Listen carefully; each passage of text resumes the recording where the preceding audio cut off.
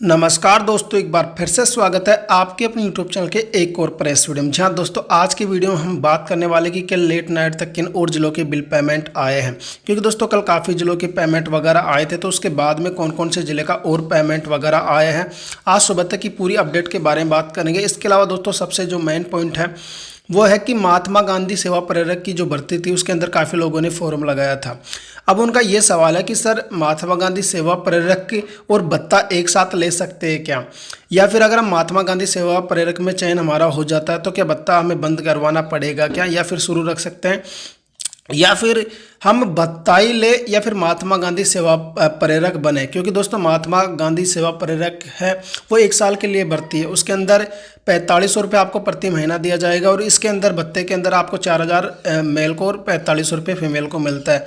तो दोनों ही चीज़ें लगभग है, तो क्या फ़ायदा किस में है। तो दोस्तों वीडियो में आगे मैं डिटेल में बात करना चाहूँगा कि आखिर आपको क्या करना चाहिए। क्या आपका महात्मा गांधी सेवा प्रेरक में चयन हो जाता है तो क्या भत्ता बंद करवाना चाहिए या नहीं करवाना चाहिए, सारी डिटेल के बारे में आज कन्फ्यूजन ही दूर कर दूंगा। काफ़ी लोगों का कमेंट था तो सोचा कि आज वीडियो में बता देता हूं कि काफ़ी लोग कन्फ्यूजन थे इस भर्ती को लेकर भी, पहले भी कन्फ्यूजन थे कि फॉर्म भरे या ना भरे, उस वक्त मैंने एक वीडियो बनाया था। तो सबसे पहले तो अपडेट के बारे में बात करेंगे, फिर उसके बाद में महात्मा गांधी सेवा प्रेरक और फिर नए फॉर्म अप्रूवल कब होंगे इनके बारे में भी इस वीडियो में बात करेंगे। तो देखिए दोस्तों सबसे पहले अपडेट के बारे में बात करें तो कल वाला वीडियो आपने देख लिया होगा, काफ़ी जिलों में मैंने बताए थे। इस वक्त कुछ जिलों के मैंने स्क्रीनशॉट वगैरह नहीं बताए थे क्योंकि उस समय तक योनो के स्क्रीनशॉट थे, या फिर काफ़ी डिस्ट्रिक्टों के अंदर टैक्स मैसेज नहीं आए थे एसबीआई की तरफ से। कुछ जिलों के अंदर टैक्स मैसेज आ गए हैं, आप स्क्रीनशॉट वगैरह देख सकते हैं। धौलपुर का स्क्रीनशॉट देख सकते हैं, उदयपुर का देख सकते हैं। कल मैंने इनका नहीं बताया था लेकिन बताया था कि मई 2023 का इनका पेमेंट वगैरह आ गया था। इनके अलावा वो कौन सा जिला है जिसका मैंने कल पेमेंट नहीं बताया लेकिन उनका पेमेंट आ गया, ये डिस्ट्रिक्ट है पाली डिस्ट्रिक्ट। कल पाली डिस्ट्रिक्ट का भी मई 2023 का पेमेंट खातों में आया था, लेकिन दोस्तों कन्फ्यूजन वाला जिला हो गया है पाली।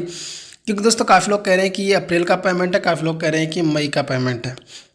लेकिन दोस्तों मैं आपको क्लियर कर दूं कि ये मई 2023 का ही पेमेंट है। भले ही आपका पेमेंट अप्रैल का बकाया हो, लेकिन जो कल पेमेंट आया था पाली के अंदर वो मई 2023 का पेमेंट आया था। अब आप सोच रहे होंगे कि ये कैसे पॉसिबल है जब अप्रैल का बिल पहले बन गया, अप्रैल का जो बिल पास है पहले कर दिया गया था, तो अप्रैल का ही पेमेंट पहले आना चाहिए था ना।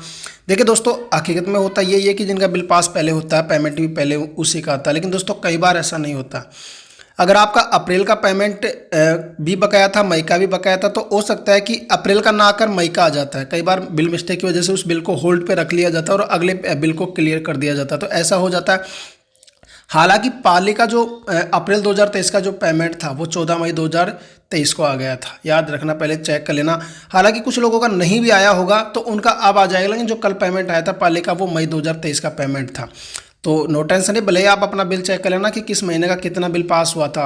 जो मई का बिल पास हुआ था ना, कम या फिर ज़्यादा वही बिल आपके कल आया होगा, तो ये मई का पेमेंट था पाली का।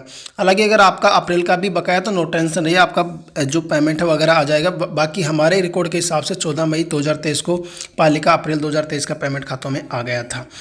बाकी दोस्तों अगर हम पाली को शामिल करें तो अब दोस्तों 17 जिले ऐसे हो जाते हैं जिनका मई 2023 का पेमेंट खातों में आ चुका है।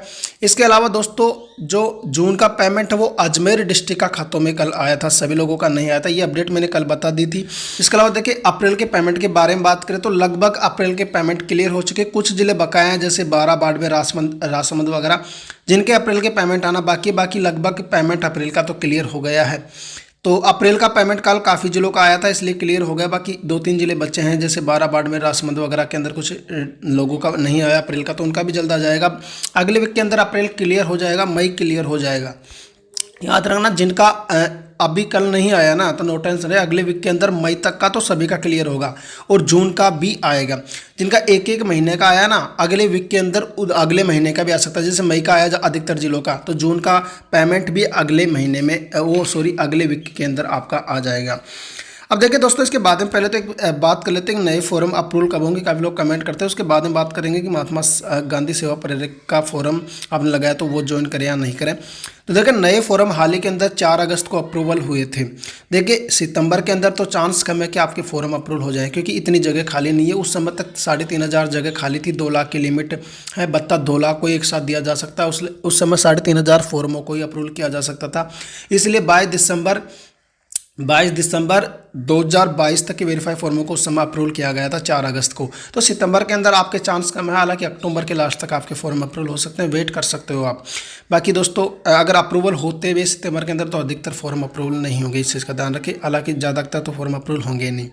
इसके अलावा दोस्तों अब बात करते हैं कि आपने महात्मा गांधी सेवा प्रेरक भर्ती का जो फॉर्म लगाया था, अब दोस्तों आपका कंफ्यूजन बना हुआ है कि आप महात्मा गांधी सेवा प्रेरक को ज्वाइन करें या फिर भत्ता लें या फिर दोनों एक साथ ले सकते हैं क्या। तो देखिए पहले तो एक चीज़ क्लियर कर दूं कि दोनों आप एक साथ नहीं ले सकते।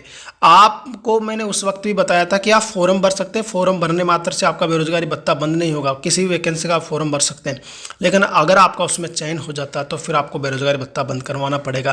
क्योंकि बेरोजगारी भत्ते का जो नियम हो वो ये है कि आप बेरोजगार होने चाहिए, आपके पास कोई जॉब वगैरह नहीं होनी चाहिए, या फिर आप सरकारी किसी और योजना का लाभ नहीं लेते रहना चाहिए, ये भी एक नियम है। जैसे अगर आपको स्कॉलरशिप भी मिलती है तो आप भत्ता नहीं ले सकते, भले ही किसी लोगों के ये गलती से आ रहा होगा दोनों एक साथ, लेकिन नियम ये है। तो पहले एक चीज़ क्लियर कि महात्मा गांधी सेवा प्रेरक के साथ में आप भत्ता नहीं ले सकते हो। फिर दोस्तों सवाल ये आता है कि अगर हमारा महात्मा गांधी सेवा प्रेरक में चयन हो जाता तो फिर हम महात्मा गांधी सेवा प्रेरक को ज्वाइन करें या फिर भत्ते को ही ले, क्योंकि दोनों में लगभग राशि तो सेम है, क्योंकि वो भी भर्ती परमानेंट तो नहीं है, उसके अंदर 45 रुपये प्रति महीना मिलता है और वो 1 साल तक ही मिलेगा। तो देखिए दोस्तों पहले तो एक चीज़ क्लियर कर दो, अगर आपका भत्ता कितने महीने का बकाया है, अगर आपका भत्ता 1 या 2 महीने का ही बकाया है, 2 साल पूरे होने वाले हैं, तो आप बेझिझक आप महात्मा गांधी सेवा प्रेरक भर्ती को ही चयन करें, क्योंकि दोस्तों उसके अंदर आपकी 1 साल और लिमिट बढ़ जाती है, मान लो भत्ता लेने के साथ में मान सकते हो आप। क्योंकि अगर आप 1-2 महीने का अगर बकाया है तो आप महात्मा गांधी सेवा प्रेरक के अंदर अगर आपका चयन हो रहा तो हो जाए, आप उसको ज्वाइन कर लें। बाकी सभी लोगों का तो वैसे भी नहीं होगा। लेकिन एक सवाल कि मान लो आपको 1 साल भत्ता लेते हुए हो गया, अब 1 साल का बकाया आपका भत्ता और 1 साल की ये नौकरी है, दोनों में लगभग सेम पैसे हैं, तो फिर ऐसी कंडीशन में क्या करें, भत्ता ले या फिर सेवा प्रेरक बने। देखिए मैं आपको चीज़ क्लियर कर दूं कि 4500 रुपये उसके अंदर मिलते हैं, 4000 इसके अंदर मिलते हैं। चलो अब मेल कैंडिडेट के हिसाब से देख लेता हूँ, तो फिर आपको ज्वाइन कौन सा करना है। देखिए दोस्तों मैं एक चीज़ क्लियर कर दूँ यहाँ पर, अगर आप भत्ता ले रहे हो, इसकी इंटर्नशिप कर रहे हो, इसकी इंटर्नशिप का कोई भी महत्व आगे नहीं है। इसकी इंटर्नशिप के अंदर नीचे साफ लिखा रहता है कि ये सिर्फ भत्ता लेने के लिए पात्र, इसको आप कहीं भी क्लेम नहीं कर सकते। लेकिन अगर आप महात्मा गांधी सेवा प्रेरक के अंदर काम करते हैं तो वैसे अगर आगे आने वाले जो भर्तियां होगी, जैसे वॉलंटियर हो गई या फिर युवा मित्र वगैरह हो गया, तो उसके अंदर आपका जो ये आपने जो अनुभव किया है महात्मा गांधी सेवा प्रेरक में, आप 1 साल काम करेंगे, इसको फर्स्ट प्रायोरिटी मिलेगी। तो महात्मा गांधी सेवा प्रेरक के अंदर की भर्ती के अंदर अगर आप ज्वाइन कर ले तो आपका चयन हो जाता, तो इसमें जो काम करते हो 1 साल वो आगे आपके काम आ जाएगा। लेकिन बेरोजगारी भत्ते की जो इंटर्नशिप आप कर रहे हो वो किसी काम की नहीं है। तो अगर आपके 1 साल का भत्ता बकाया हो और आपका चयन उसमें हो जाता तो आप बेझिझक उसको चयन करें। बाकी अगर आप ऐसी भर्तियों में फॉर्म नहीं भरना चाहते हो, आगे वॉलंटियर या फिर ग्राम पंचायत स्तर पर जो भर्तियां जैसे युवा वॉलंटियर हो गया, फिर युवा मित्र हो गया, इसमें अगर आप चयन नहीं करना चाहते बेझिझक आप भत्ता ले, क्योंकि भत्ते में ज़्यादा रिस्क नहीं, क्योंकि ज़्यादा आपको कहीं जाना नहीं है। सेवा प्रेरक के अंदर तो आपको वॉलंटियर के ऑर्डर पर काम भी करना पड़ेगा, जो भी काम बताएंगे तो वॉलंटियर के ऑर्डर पर आपको काम करना पड़ेगा, क्योंकि वार्ड वाइज है ये भर्ती। तो आप खुद इस चीज़ का ध्यान रखें, क्योंकि दोस्तों आप इंटर्नशिप कर रहे हो वो तो बाद में किसी काम नहीं आने वाली, सिर्फ आप भत्ता ही ले सकते हैं। लेकिन आप अगर सेवा प्रेरक के अंदर काम करते हैं तो उसके अंदर आने वाली भर्तियों के अंदर फर्स्ट प्रायोरिटी आपको मिल सकती है, क्योंकि अभी भी सेवा प्रेरक के अंदर उनको फर्स्ट प्रायोरिटी है जो पहले वॉलंटियर रह चुके हैं, ये नियम आपको पता भी होगा। तो ऐसे ही फिर जो ग्राम पंचायत स्तर पर जो भर्तियां निकलेगी उनके अंदर आपको फर्स्ट प्रायोरिटी मिल सकती है। बाकी आप अपने हिसाब से सोच सकते हैं। एक सवाल और रह जाता है कि महात्मा गांधी सेवा प्रेरक के इंटरव्यू में भत्ते के बारे में बताना या नहीं बताना।